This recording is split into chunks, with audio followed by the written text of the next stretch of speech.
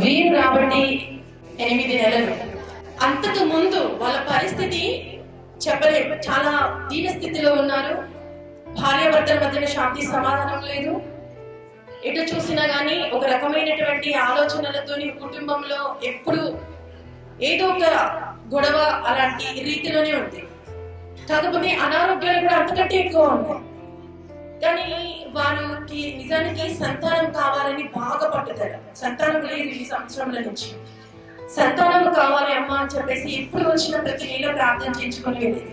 కానీ లోపల ఉన్న సమస్య ఏంటి అంటే, నా కుటుంబంలో శాంతి సమాధానం అని చెప్పేసి ఆ ఆలోచన కలిగింది. ఫస్ట్ మనం చేయాల్సిన ప్రార్థన ఏంటి? సంతానం కంటే ముందు కుటుంబంలో శాంతి సమాధానం ఉండాలి. కనుక సమస్తము చేయగల తండ్రి మన మధ్యలో ఉన్నప్పుడు అసాధ్యమా? కాదు కదా.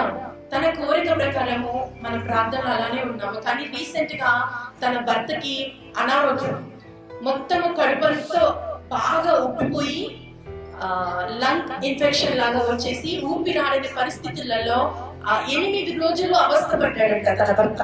ఎన్ని రోజులు? 8 రోజులు చాలా అవస్థ పడ్డాడంట. తిరిగి హాస్పిటల్ ఏదో పెట్టనే ఖర్చులు లేవు. ప్రతిదీ అన్ని చేశారు.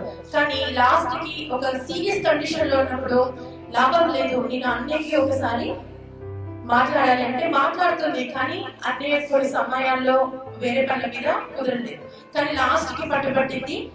ఎలాగోలా అన్నయ్యకి మాట్లాడాలని ఫోన్ చేసి ఖచ్చితంగా అన్నయ్యకి ఫోన్ వెళ్ళేంత వరకు ప్రయత్నం చేసింది. అన్నయ్య ఫోన్ లిఫ్ట్ చేసి ఏంటమ్మా అనేసరికి ఇలా నేను పలానా మహారాష్ట్ర నుంచి అన్నా అని చెప్పేసి ఫోన్ చేసి, అంటే అప్పుడు అన్నయ్య ఏమన్నారంటే ఒకసారి మీ ఫోటో, అంటే మీ భర్త ఏ పొజిషన్ లో ఉన్నాడో ఫోటో పెట్టండి అంటే వాట్సాప్ లో తన భర్త ఫోటో పెట్టిందంటే హాస్పిటల్ బెడ్ మీదే ఉన్నాడు ఆయన. అప్పటికి కూడా పెట్టి ఆయన రొప్పు పడుతున్నాడు, అంటే శ్వాస తీసుకోలేనటువంటి స్థితిలో ఉన్నాడు ఆ వ్యక్తి. అలా ఆ సమయంలో తనన్న నీ ప్రార్థన నాకు చాలు, నా భర్త క్షేమంగా ఉండాలి, నా భర్త నీ డిశ్చార్జ్ అయ్యి మేము ఇంటికి వెళ్ళాలి అని చెప్పేసి అదే సమయంలో తనకి కూడా జ్వరం అండి, విపరీతమైన జ్వరం.